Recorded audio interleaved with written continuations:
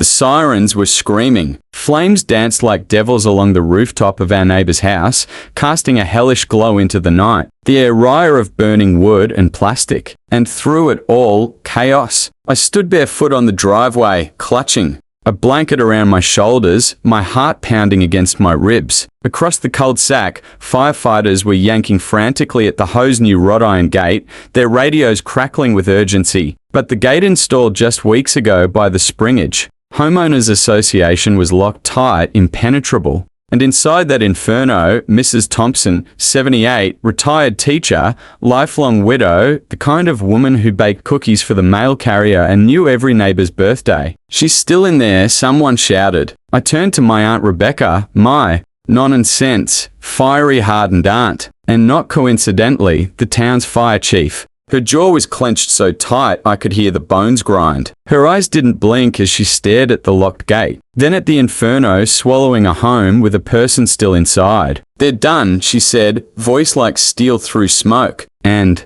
just like that, the HOA was about to learn an expensive lesson in what happens when power goes unchecked. It didn't used to be like this. Spring Ridge was once a friendly neighborhood, the kind where people waved from porches and borrowed sugar without asking. Then 3 months ago, the new HOA board took over. It started small. A few new landscaping regulations, a mandate on mailbox uniformity, but then came the rulebook revisions. Overnight, the bylaws were updated with pages of new restrictions. Grass must be trimmed to precisely 2.5 in. Garbage bins must be hidden within 10 minutes of pickup. No street parking, not even temporarily, no unapproved renovations, even flower beds, and the piece to resistance, a security gate installed without consulting the residents. The board, led by Harold Glay, retired banker, control freak, and self-declared protector of community values, claimed it was for safety, but in practice, it felt more like martial law with lawn chairs.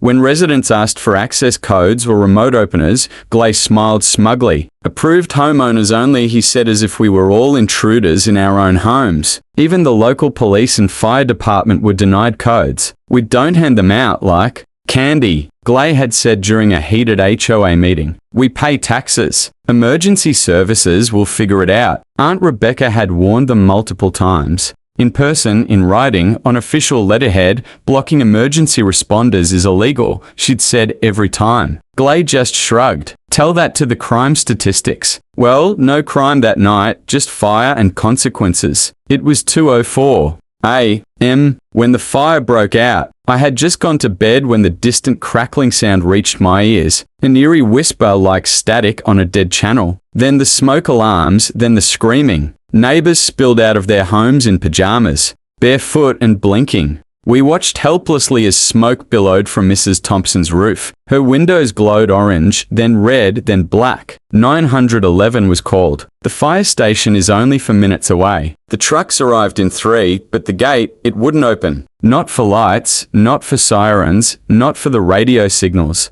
They tried to ping through the HOA system. Firefighters scrambled to ram it open with a battering bar. One guy even tried backing the truck up to force it open, but the gate held. Precious minutes ticked by. 6-7 by the time they got through. Half the house was swallowed by flames. When they carried Mrs. Thompson out, she was unconscious, face covered in soot. EMTs worked fast. Oxygen IVs. Her chest barely moved. She survived, but just barely. Diagnosed with third-degree smoke inhalation and second-degree burns on her hands and face. She was in the hospital for 3 weeks. ICU for 10 days. And when the fire was out and the ash settled, that's when Aunt Rebecca moved. Aunt Rebecca didn't shout. She didn't threaten. She made calls to her legal team, to the county fire marshal, to the state attorney general, and then she wrote a report. A brutal, detailed 46-page indictment of every safety regulation the Springage HOA had violated. She included timestamps,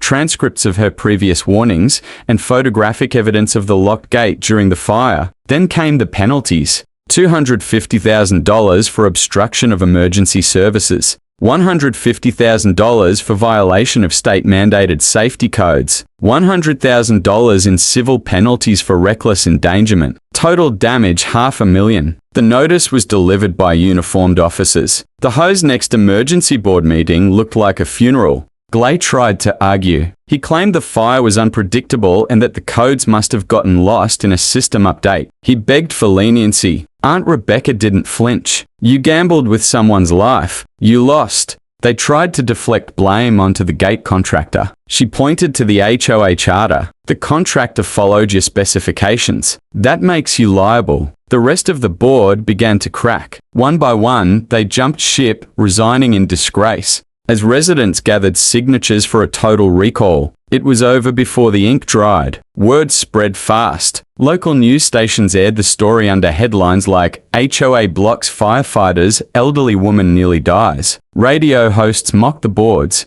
Obsession with power over people. Social media had a field day. Neighbors rallied. A petition circulated with over 200 signatures demanding immediate removal of the security gate, full HOA board resignation, mandatory emergency access protocols in all gated communities statewide. By the end of the month, the gate was torn down. Mr. Glay moved out. Some say in the middle of the night. Others say he was booed off his own street. Mrs. Thompson returned home weeks later to find a rebuilt porch donated by grateful neighbors. Her hospital bills covered by a GoFundMe started by local teens and Aunt Rebecca. She was honored at a statewide fire safety conference where she gave a rousing speech titled "When Common Sense Gets Blocked by a Gate." The aftermath reached further than our cul-de-sac. Within 3 months, the state legislature passed a bill, the Emergency Access Act, requiring all gated communities to maintain universal responder access. Fire departments were granted override devices for gates statewide. Police too. Violations carried a $100,000 minimum fine and potential dissolution of the HOA itself. Springridge was cited as the case study in every city council across the county. Other HOAs took note. A few even invited Aunt Rebecca to review their emergency protocols pro bono. She only had one condition. Don't be like Springridge. It was never just about a gate. It was about power. The kind that creeps in when a handful of people forget who they're supposed to serve. The kind that puts rules before reason, control before compassion. HOAs were created to protect homes and neighborhoods. But the moment they start prioritizing aesthetics over ambulances, bylaws over breathing room, they become a danger to the very people they claim to protect. That night could have ended in tragedy. It nearly did. But in the ashes, we remembered something important. When unchecked authority threatens lives, accountability must kick the door down gate or not. And in Springridge, we had the right person leading the charge. Because when the fire chief is your aunt, you don't block the gate. Thanks for listening to our story. If you enjoyed it, don't forget to hit that subscribe button for more real-life stories that inspire, entertain, and sometimes make you cheer out loud.